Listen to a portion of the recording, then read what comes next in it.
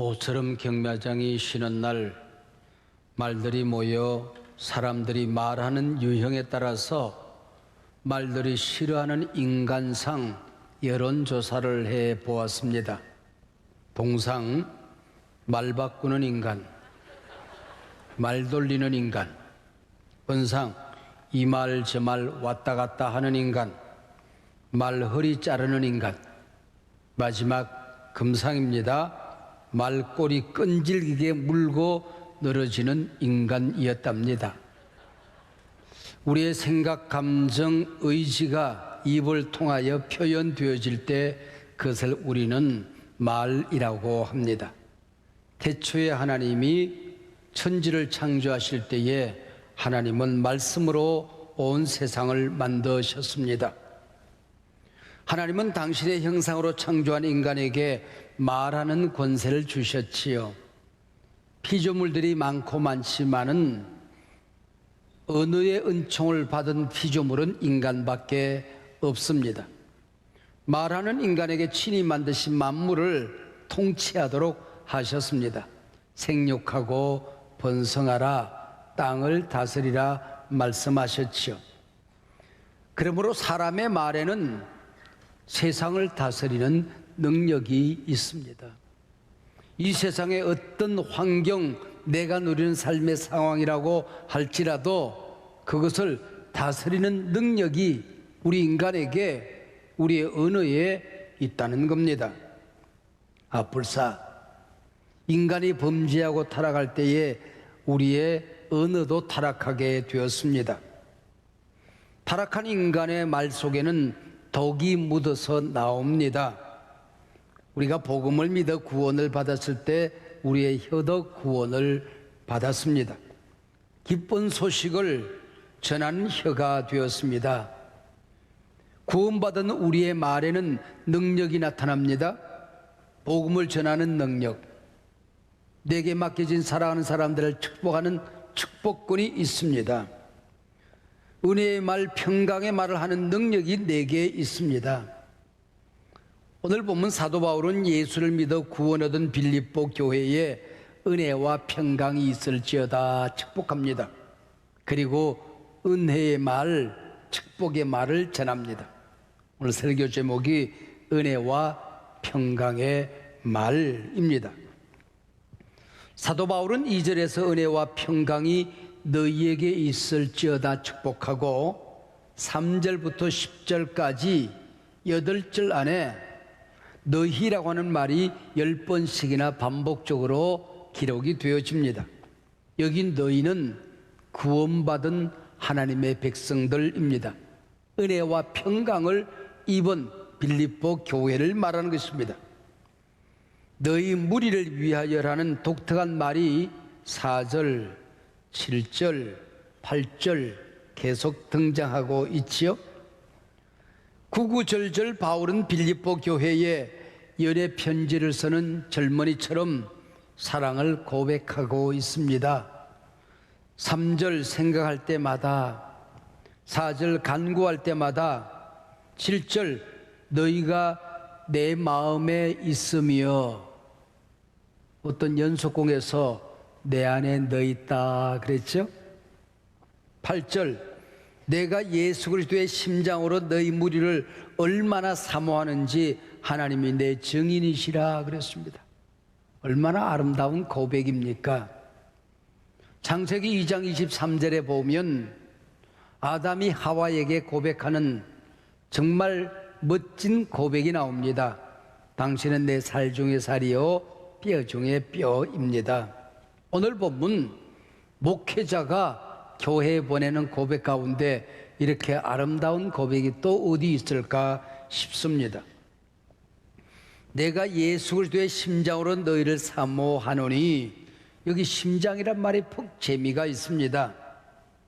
사도 바울이 이 편지를 쓸 당시 사회의학은 사람의 감정이 우리 신체 어디에, 장기 어디에 있다고 생각했습니다. 가령 생각은 뇌에, 그리고 우리의 감정은 피를 만들고 피를 보내는 심장에, 그리고 꿈을 꾸고 기쁨을 느끼고 행복을 만드는 장기는 간이라고 생각을 했습니다. 힘을 쓰고 행동하고 추진하는 추진력은 위장에 있다고 생각을 했습니다. 사내가 배짱이 있어야지 그러지 않습니까? 아무튼 예수 그리스도의 심장으로 너희 무리를 사모한다는 이 사랑의 고백은 예수님의 마음으로 너희를 사랑하니 내 온몸에 장기가 벌떡 일어나서 너희를 향하고 있다고 하는 그런 의미를 가지고 있습니다. 참 근사한 고백이죠. 세상에서 어떤 사람이 행복하게 살까요? 얼굴과 몸이 예쁜 사람보다는 마음과 말이 예쁜 사람이 행복하게 살더랍니다. 다 예쁘면 더할 나위가 없고요. 누에 꽂히는 자기 입에서 씨를 뿜습니다. 그리고 집을 지어서 그 안에 살아요. 사람도 자기 입에서 말을 합니다. 그 말이 자기 인생의 집이 되어서 그 안에 살아가게 되는 것입니다. 긍정적인 말을 하는 사람은 긍정적인 집을 지어요. 부정적인 말을 하는 사람은 부정적인 집을 짓습니다. 사랑의 말을 하는 사람은 사랑의 집을 짓고, 불평의 말을 하는 사람은 불평의 집을 지어서 그 안에 갇혀 살게 되는 것입니다. 사람들은 저마다 밭을 하나씩 가지고 있습니다. 지금도 여러분의 인생밭에는 내가 한 말, 다른 사람들이 내게 한 말이 씨앗이 되어서 자라고 있습니다.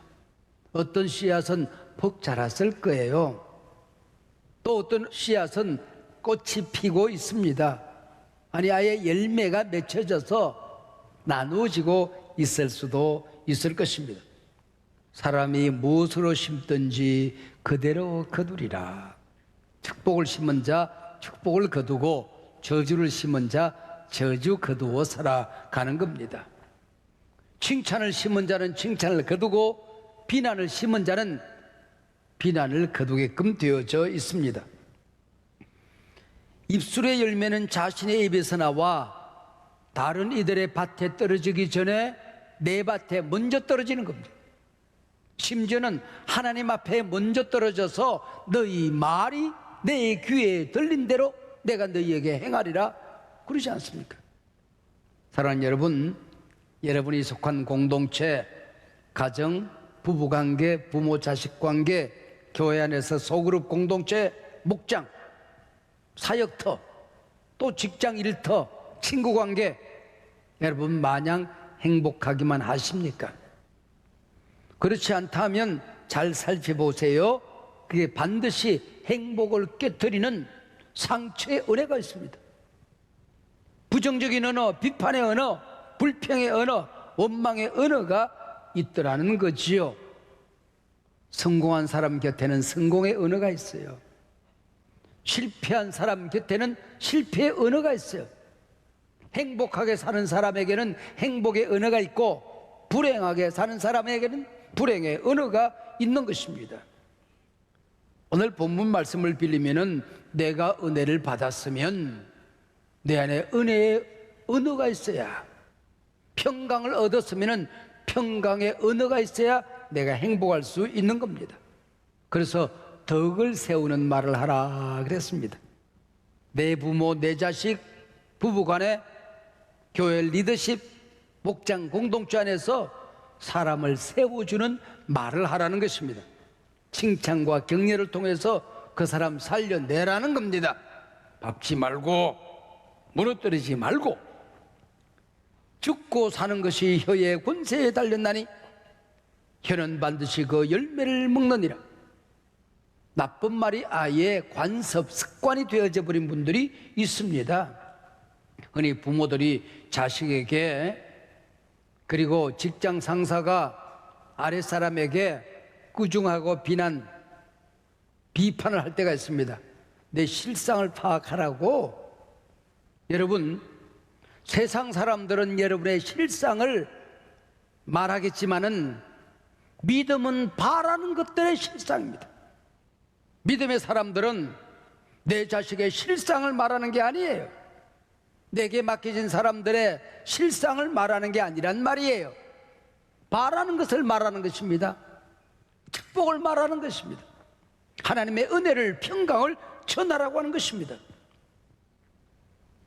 여러분 곁에 소중했던 사람과 관계가 깨어지고 친밀감이 깨어진 사람이 있습니까? 뭐 때문에 그래요? 말 한마디 때문에 그렇습니다. 한마디 말이 천냥빚을 갚는다 하는 말이 있어요.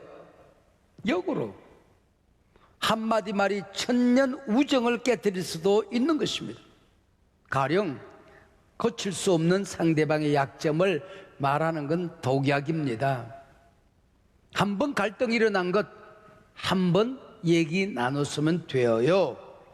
2번, 3번, 10번 곱씹는 거 그거 관계가 깨지고 마는 겁니다. 그래, 말 잘했다. 지난 설날 시집 식구들 앞에서 당신은 뭐라고 그랬어? 아, 이거 벌써 10번째입니다. 매년 추석마다 당신 식구들 행동 그 말들 이제 진절머리 난다. 너 언제 갔다 와? 여러분, 올 추석에는 시 얘기하지 맙시다. 처갓집 얘기, 시집 식구 얘기. 작은 사건으로 시작한 말이 꼬리에 꼬리를 물고 전면전으로 확대되어집니다. 요즘 주말 부부로 살아가는 사람들이 꽤나 있어요. 근데 어떤 사람은 만나기만 하면 싸워요. 그리고 일주일 동안 떨어져 있는 사이에 싸웠던 것만 묵상합니다. 상대방이 했던 말을 묵상합니다. 상처를 곱씹어요. 그러고 나면은 상대방을 공격할 논리가 질서정연하게 생깁니다. 상처가 요만한 게 태산처럼 커져 있어요. 금요일 날 문 열고 들어오면은 쌓아놓았던 상처를 가지고 다다다다다 쏘아잡힙니다. 그리고 또 주일날 오후에 헤어지면서 또 한바탕에 또 일주일 동안 상처를 묵상해. 행복하겠습니까? 똑같은 주말 부부인데 어떤 사람은 애틋했던 사랑을 묵상합니다. 그리고 서로의 고마움, 감사한 일들을 떠올립니다. 그리고 금요일 저녁에 만나요. 성령의 불이 붙어야 되는데 부부간에 불이 붙어서 불금이라고 그러지 않습니까? 내가 은혜와 평강을 받았으면 내 심령에 은혜와 평강이 넘쳐야 하는 겁니다. 서로 존중해주고 배려해야 되는데 무시를 해요. 어떤 부인이 입에 뱉은 말이 당신이 뭘 알아, 당신이 뭘 알아라는 거예요. 남편이 뭐라 그러면은 당신이 뭘 알아. 남편이 또 무슨 참견하려고 당신이 뭘 알아. 아, 불사 남편 죽었대요. 그래서 의사가 와서 눈을 이렇게 보더니 사망하셨습니다. 그러고 나갔어요. 근데 남편이 의사가 나가자마자 깨어났어요. 여보, 나 안 죽었어. 깨어나서 그랬더니 부인이 그러더래요. 당신이 뭘 알아. 의사가 죽었다 그러면 죽은 거요. 눈을 감기면서 당신이 뭘 알아. 의사가 죽었다 그러면 죽은 게요. 그러더랍니다. 한 25년여쯤 된 것 같습니다. 제가 자꾸 병치료를 하니까 부교육자 중에 한 사람이 골프를 하라고. 그래서 집사님 한 분에게 우리 목사님 골프할 수 있도록 골프채 한 세트 사드리라고 그랬대요. 건상 골프채 사왔어요. 돌발 퀴즈. 제가 골프를 잘할까요? 못할까요? 빙고. 못해. 골프채 있다고 골프 선수 되던가요? 여러분, 축구하라고 애에게 축구공 사주면은 손흥민이 될까요? 집에 근사한 피아노 데려놓으면 피아니스트가 나올까요? 경거는 연습하는 거예요. 운동은 연습하는 거예요. 근육은 연습하는 거예요.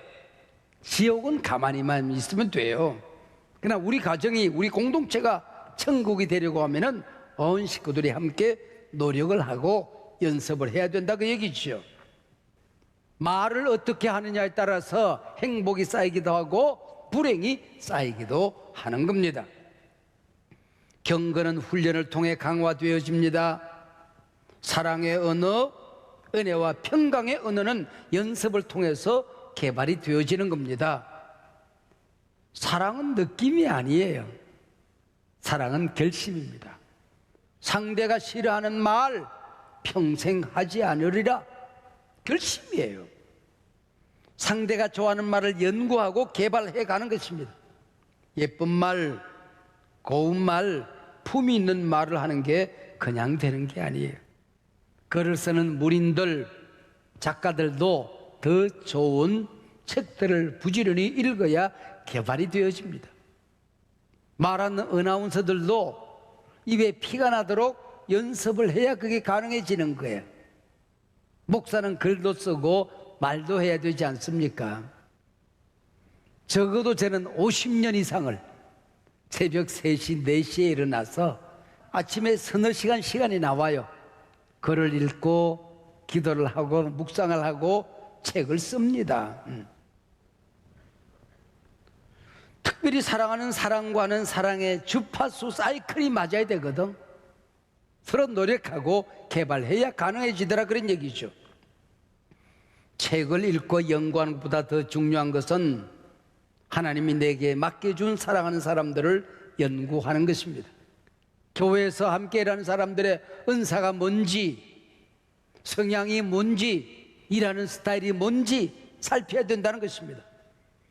사랑하는 자녀들을 칭찬하고 배려하고 격려하는데도 하나님이 내 아이를 어떻게 만들었는지, 취미가 뭔지, 잘하는 게 뭔지, 꿈이 뭔지 살펴야 된다는 것입니다. 사랑의 대화 훈련을 위해서 우리 교회에서는 메리지 코스를 추천해 드립니다. 댄싱 퀸이라는 영화가 있었어요. 남편은 서울시장이 되고자 하는 정치가였습니다. 아내는 TV에서 나와 춤을 추는 댄싱 퀸이 되는 겁니다. 시장 선거를 하는데 아내가 춤추는 댄서라고 하는 것이 알려집니다. 뭐 잘못된 것도 아닐 텐데 비난거리 프레임이 되었습니다. 남편은 아내의 이 댄싱 퀸의 꿈을 이루어주기 위해서 서울시장 꿈을 접으려고 해요. 그리고 아내는 남편의 비전 꿈을 이루기 위해서 댄서가 되는 꿈을 접습니다. 이게 세상에 알려지면서 서로를 배려하는 마음이 전해지면서 서울시장도 되고 댄싱 퀸도 된다는 그런 영화입니다. 상대의 비전, 그가 이루고자 하는 꿈 소중히 여기면서 격려하는 겁니다. 오늘 본문 말씀을 잘 읽어보면 사실 인간 상호간 사랑의 언어, 은혜와 평강의 언어보다 더 중요한 얘기를 하고 있습니다. 너희 무리를 위하여 기도한다는 말이 반복적으로 기록됩니다. 하나님에게 내가 사랑하는 사람들, 내 곁에 있는 사람들의 얘기를 하는 겁니다. 하나님께 내 이웃의 얘기, 내가 사랑하는 사람들의 얘기, 그들의 아픔, 그들의 소원, 그들의 꿈, 비전, 이걸 하나님께 얘기하는 거예요. 그걸 뭐라고 그래요? 정보기도라고 하는 겁니다. 근데 어떻게 정보기도를 하느냐? 3절, 내가 너희를 생각할 때마다 나의 하나님께 감사한다. 여기 감사한다는 말이 참 중요합니다. 인생을 살아가는 자체가 문제를 만나는 거죠. 문제 없는 인생은 없습니다. 문제를 푸는 사람이 있고 문제를 더 만드는 사람이 있는 겁니다. 감사는 문제를 푸는 지혜입니다. 불평, 원망은 감사를 쌓아가는 원흉이 되는 것입니다. 문제와 약점이 있고 섭섭함이 있어도 감사하면 문제는 사라지게끔 되어 있어요. 중보기도 하면서도 상대를 향한 감사를 찾아서 하라는 겁니다. 지금 지구촌의 가장 큰 위기는 기후위기입니다. 가뭄 아니면 홍수, 이상기후입니다. 영적 생태계도 마찬가지입니다. 지금 지구촌이 3분의 1, 4분의 1이 사막화되어지고 있습니다. 영적 생태계에 감사, 가뭄이 들면 인생 사막이 되는 거예요. 불평의 홍수가 나면 행복들이 쓰러져 내려가는 것입니다. 이 땅의 모든 인간들의 마음에는 질병이 있고 상처가 있습니다. 감사는 상대방의 상처, 상대방의 질병을 치료하는 능력이 있는 것입니다. 감사로 증보기도를 하면은 그걸 받으셔서 하나님이 역사하고 기적을 베푸신다는 겁니다. 우리 인간의 뇌는 140억 개 정도가 돼요. 늘 기뻐하면, 늘 감사하면 이 뇌가 그쪽으로 훈련이 되어져요. 그래서 저절로 행복합니다. 저절로 감사가 쏟아지게 되어 있어요. 근데 불평, 원망, 비난하면은 140억 개의 뇌세포가 불평으로 길들여집니다. 문제가 있으면 정확하게 문제점만 보입니다. 불평거리가 보입니다. 원망의 언어가 생각이 나요. 그러면 나 혼자 불행한 것이 아니고 나를 만나는 내 곁에 있는 사람들에게로 불행이 전해지고 감사가 행복이 전해지더라 하는 거지요. 오늘 본문 4절에 보면 사랑하는 사람들을 위해 증보기도를 하는 또 다른 자세가 나옵니다. 기쁨으로 항상 간구하는 것입니다. 억지로 예쁜 말 한 번 한다고 되는 게 아닙니다. 내 존재가, 본질이 바뀌어져야 된다는 것입니다. 내 존재가 은혜 덩어리가 되어야 은혜의 말이 나오는 거예요. 내 존재가 평화 덩어리가 되어야 화평한 말이 나오는 거예요. 내 존재가 기쁨 덩어리가 되어야 기쁨의 은혜가 나오는 거예요. 내 존재가 격려 덩어리가 되어야 격려가 나갈 수가 있다는 것입니다. 시험만 보면 50점 받는 아이가 있었어요. 엄마를 기쁘게 하기 위해서 공부를 열심히 했습니다. 80점을 받았어요. 시험지를 들고 엄마를 향하여 뛰는 게 아니라 날아서 갑니다. 엄마, 나 80점 받았어. 시험지를 쫙 펼쳤어요. 그때 엄마가 하는 얘기가 시험 문제 쉬웠구나. 이거 안 되나 보다. 90점을 받아서 이번에는 날아가요. 엄마, 맞은가 하고 날아가서 시험지를 찾으면 엄마 나 90점 받았어. 그때 엄마 하는 얘기가 너희 반 아이들 다 100점 맞았지? 응.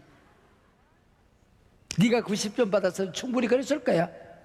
이거 봐, 이 시험 문제 틀렸잖아. 이거 한 문제 맞췄으면 100점 받았잖아. 이런 엄마 밑에서 행복한 아이가 나오겠습니까? 9절 이하 보세요. 내가 기도하노라 그래놓고 점점 더 풍성하게 된다. 마지막 11절 의의 열매가 가득하기를. 풍성, 가득.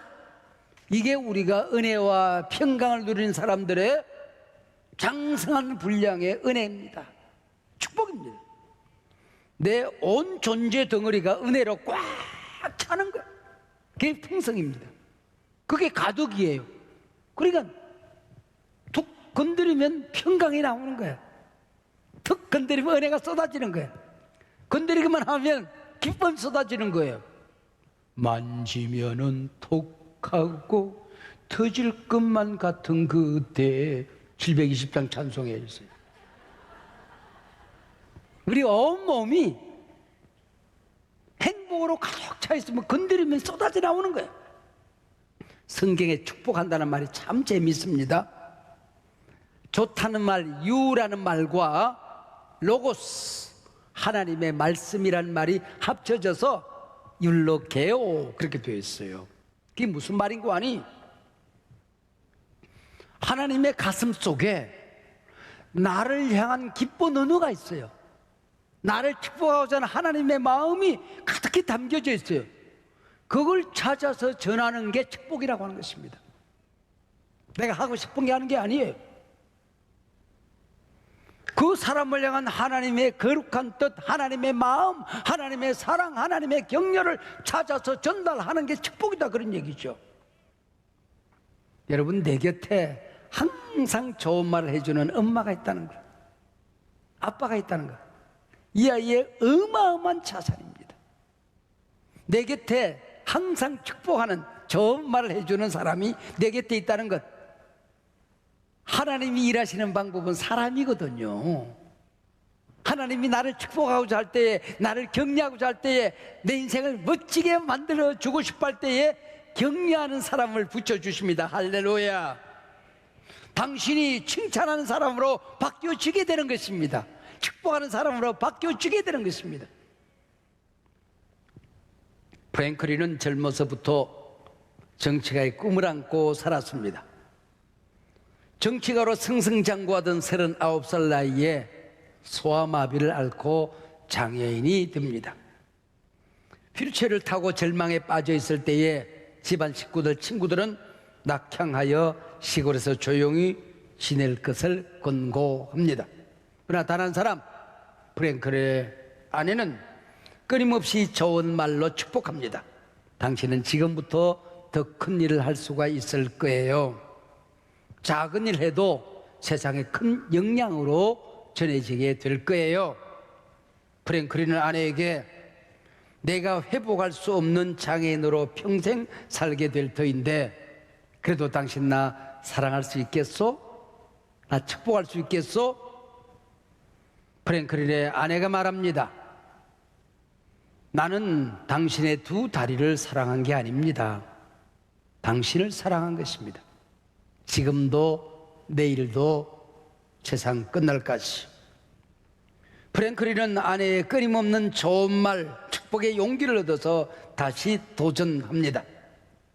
미국 최초로 4선 대통령에 당선된 장애인 대통령 프랭클린 루즈벨트입니다. 전 세계가 경제 공황에 빠질 때에 뉴딜 정책으로 세계 경제 공황을 극복해냅니다. 세계 제2차 대전을 승리로 이끕니다. 프랭클린 루즈벨트입니다.